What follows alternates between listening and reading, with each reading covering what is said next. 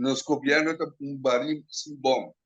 O sea, yung placa na drenta, pero nanusaon de placa também. O kung kisa nos tem Pac-man ta comiendo placa toda drenta. Kasi outra maneira, não sa kung pa-explica kico tá pasando. So, ahora que na mesmo que baby na frontera, não acaba com nada aí 40 milhões, pero ya na de próximo presupuesto na aumentar ng gasto ng kaba.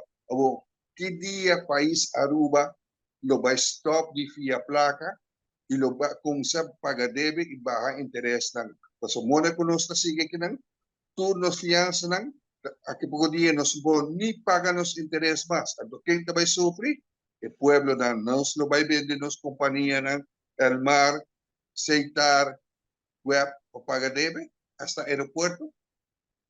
Si nos no bin cambio, kung no ti surplus de nos begroting, anto Aruba ta de un problema formal. Nos acaba que o governo aqui não tem nenhum câmbio.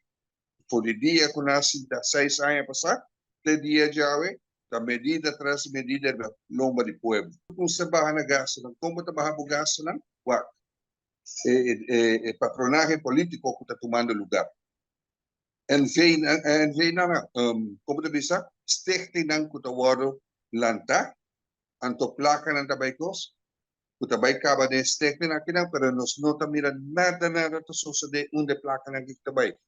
Aruba tao tiyo ekonomiya de último 22 años aquí como 23 billion florin. Entonces 23 billion florin, ¿vos a cuánto gobierno ha invertido? Solamente 560 millones florin. Un de ture otra placa bay. ¿Quién ha malgastado la placa del pueblo aquí? O sea, si tú receta aquí, a ver nos no te debe y nos lo viva un vida popi digno, pero nos no tiene, nos no mire y nos mire turcaminda, costa bayendo malo, edificio de gobierno no te voy a mantener, nos po mira carretera nada de mal estado, no baileu e bubali plas kuta de mal estado, así no nos consigue mencionar.